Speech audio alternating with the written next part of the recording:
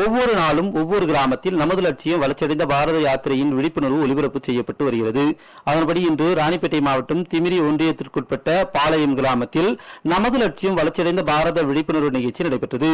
இதில் சிறப்பு அழைப்பாளராக மத்திய பிரதேச ராஜ்யசபா எம்பி திருமதி ஜக்ஷனா சிங் கலந்து கொண்டார்.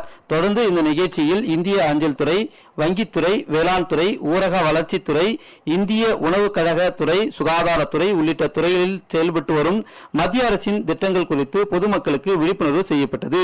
முன்னதாக இந்திய அஞ்சல் துறையின் மூலம் இன்று நடைபெற்ற முகாமில் துவக்கப்பட்ட செல்வமகள் சேமிப்பு கணக்கு புத்தகத்தையும் இந்தியன் வங்கி ஊரக சுய வேலைவாய்ப்பு பயிற்சி நிறுவனத்தின் மூலம் சணல் பை தயாரிக்க பயிற்சி முடித்த பெண்களுக்கு பாராளுமன்ற உறுப்பினர் திருமதி தக்ஷனா சிங் கணக்கு புத்தகம் மற்றும் சான்றிதழினை வழங்கினார்.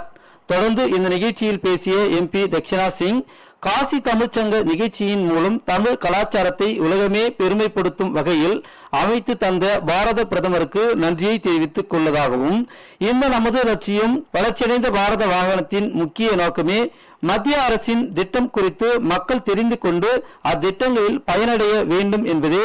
மேலும் 2047 பாரத பிரதமர் ஒரு சபதம் எடுத்துக்கொண்டு இருக்கிறார்.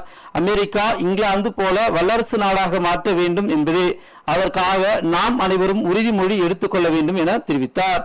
மேலும் பாராளுமன்றத்தில் 33% பெண்களுக்கு இடஒதுக்கீடு செய்யப்பட்டு உள்ளதாகவும், இந்த பாளையம் கிராமத்தில் பாரத பிரதம திட்டத்தில் அனைத்து வீடுகளில் கழிவறை மற்றும் குடிநீர் இணைப்பு பெற்று மாதிரி கிராமமாக இருப்பது மகிழ்ச்சியாக இருப்பதாக பேசினார்.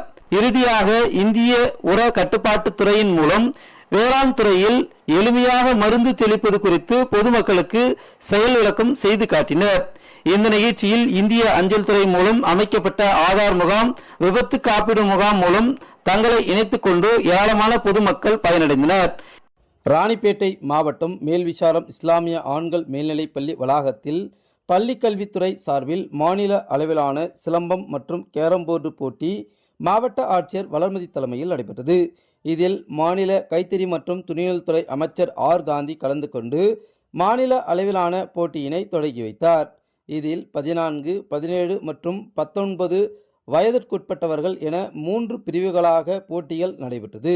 இந்த போட்டியில் தமிழகத்தில் பல மாவட்டங்களிலிருந்து பள்ளி மாணவ மாணவிகள் ஏராளமானோர் கலந்து கொண்டு தங்களது திறமைகளை காட்டினர். போட்டியில் வெற்றி பெற்றவர்களுக்கு பரிசுகள் வழங்கப்பட்டது. மத்திய அரசு எண்ணற்ற திட்டங்களை கொண்டு வந்து மக்களின் வாழ்வை முன்னேற்றமடைய செய்து வருகிறது.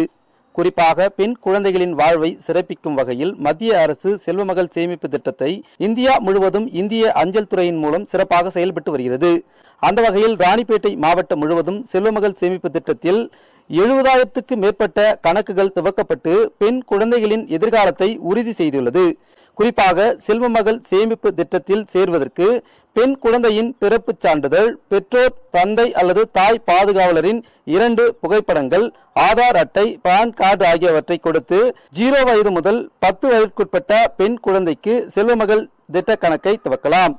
மேலும் எனது பெண் குழந்தையின் எதிர்காலம் செல்வமகள் சேமிப்பு திட்டம் மூலம் மகிழ்ச்சியாக இருக்கும் என பெண் குழந்தையின் பெற்றோர்கள் தெரிவிக்கின்றனர். என் பேர் சரண்யா. நான் ராணிப்பேட்டை மாவட்டத்தில் பூண்டி கிராமத்தில் வசித்து வருகிறேன். எங்கள் ஊர் போஸ்ட் ஆஃபீஸில் செல்வ மகளிர் திட்டம் பொம்பளை பசங்களுக்காக ஆரம்பிச்சிருக்காங்க. அது மந்த்லி சேவ் பண்ணுறதுனால எதிர்காலத்தை பற்றி படிப்பு செலவுக்கோ கல்யாண செலவுக்கோ ஃபீல் பண்ண வேண்டிய அவசியம் இல்லை. வீட்டில் இந்த மாதிரி காசு சேர்த்து வைக்கிறதுனால ஏதோ ஒரு செலவுக்காக எடுத்து யூஸ் பண்ணுறதுக்கு ஒரு சேரீ பார்த்தாவோ ஒரு நகை யாருனா போட்டிருந்தாவோ அது பார்த்தோன்னே அது வாங்கணும்னு தோணுது.